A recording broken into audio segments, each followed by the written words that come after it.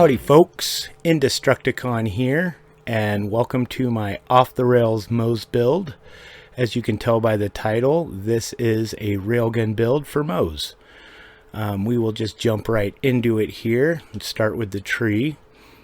We have 3 points into deadlines to help Iron Bear use less fuel. We have 2 points into grizzled. This is going to help our action skill cooldown time. This does have diminishing returns, so I thought 2 points would be fine there. We have 5 points in Torg cross promotion. This will help us with our corrosive sabot rounds, which is one of my favorite railgun augments. Give us a little more damage there. We have 5 points into stainless steel bear.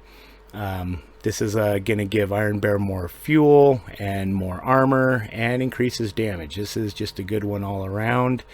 And we have our auto bear. Now this is an important one. This is going to let auto bear stay on the field for 15 seconds when we are out of him.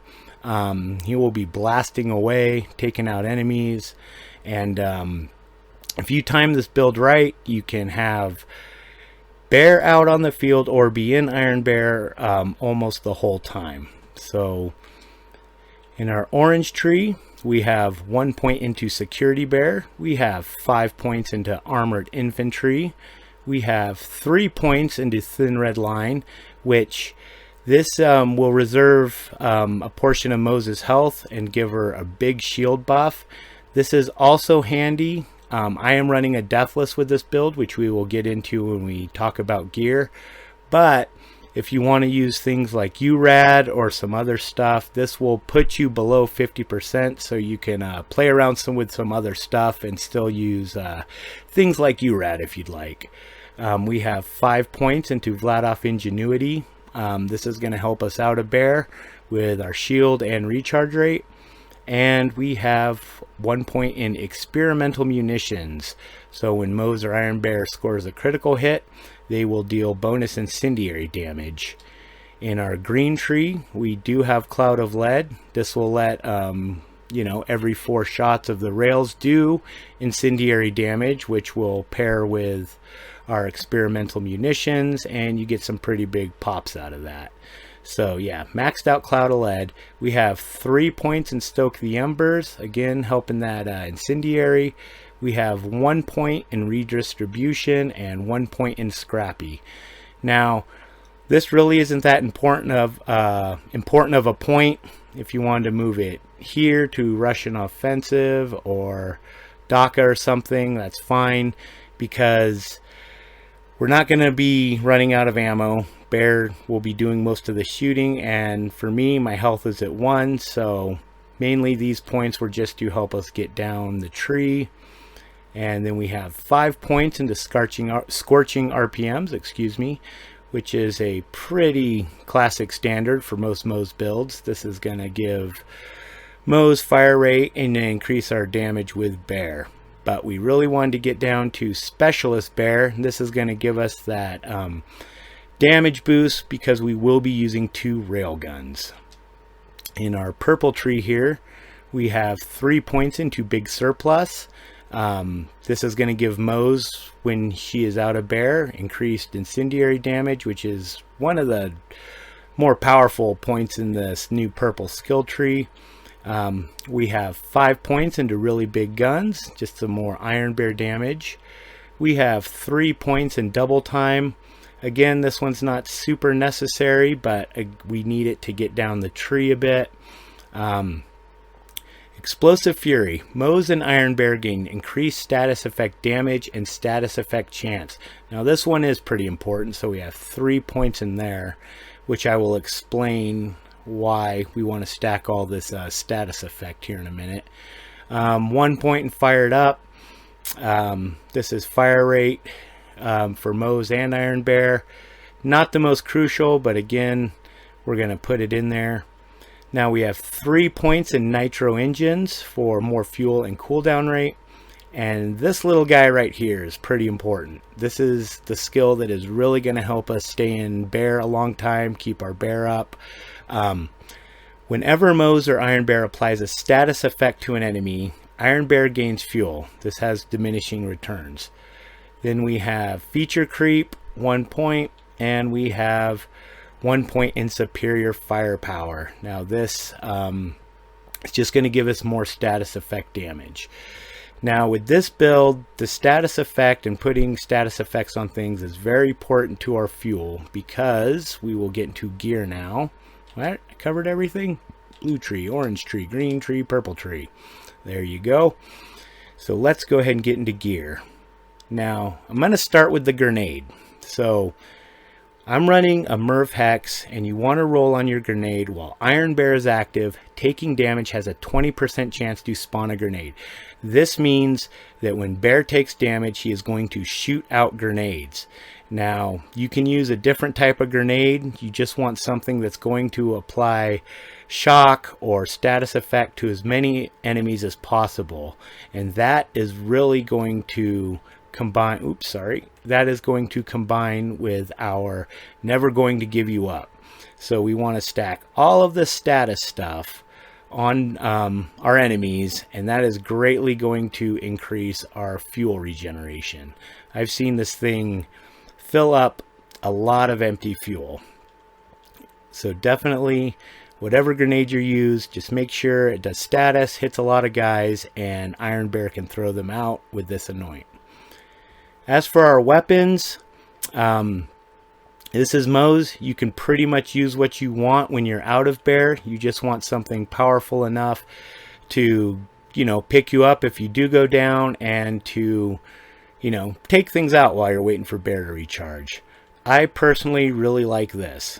I have the OPQ system here, and I have rolled the anoint after exiting Iron Bear. Kills increase Iron Bear's cooldown rate by 30%. I honestly only usually use this and Dark Army. You can throw in whatever other weapons you want. Maybe something with a little more damage, like I said, to pick you up if you're down. The main gun you want to use, though, it does not have to be a Dark Army. I like the Dark Army because you get the drones. They don't do a whole lot of damage, but it's more of a benefit than you will be getting from any other gun. And so the most important thing is you want to have your gun with, while Iron Bear is active, railgun damage is increased by 100%. So, or 150. I know when you're in Sanctuary, some of these numbers are different, but I believe it's 150 when you're in the field. So, Dark Army, whatever weapon you want to use here, make sure you are holding this when you get into Bear so you can get that extra railgun damage. As for our shield, I am going with the Bloated Plus Ultra. Again, I went for more cooldown rate here on action skill end to help us get back into Bear quicker. For our class mod, I am going with the Reinforced Flare. I have played around with several others. This is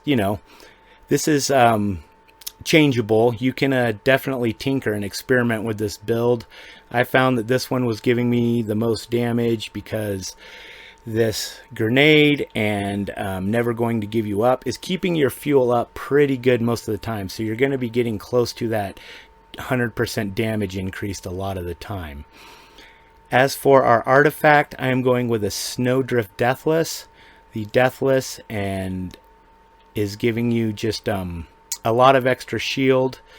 Now, you can play around with this, but as I was learning more about Bear, Iron Bear and Moze and all this, I learned that very little of these effects here at the bottom, very few of those do anything to affect Iron Bear. Most of his damage and stuff is going to come from your skill tree.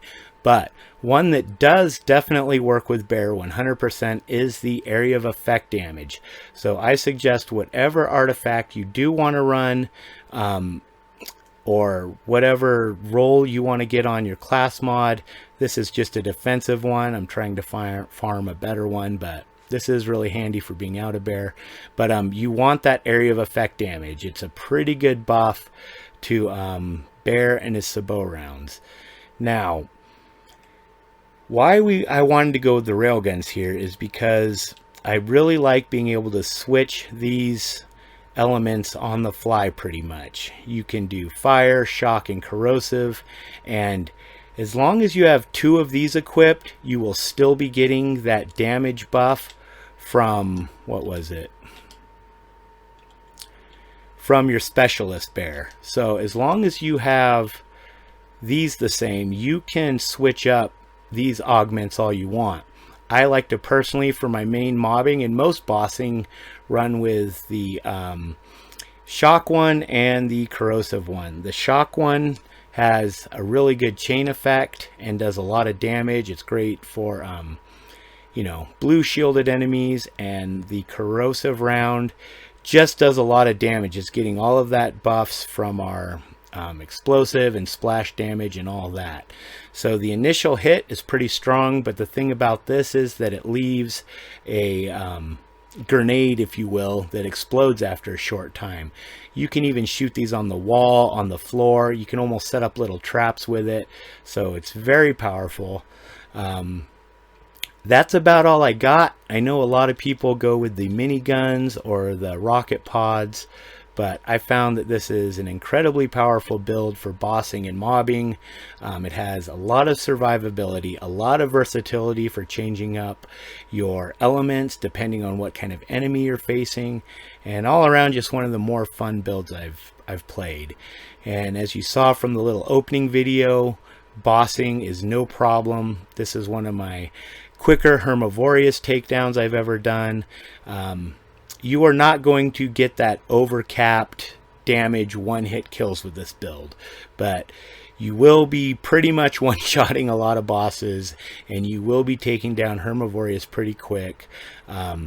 With the explosion radius and with the chaining, mobs are a breeze. You can take out mobs with a single shot. And I think that's about all I got for you guys. It's definitely experiment with this build, change things around how you see fit. I just thought I would share this with you guys. If you like the build, let me know. If you have any suggestions for improvements, please feel free to comment below. And I think that is about all I got for you guys. Thank you for watching, and we will see you on the next one. Cheers. Bye.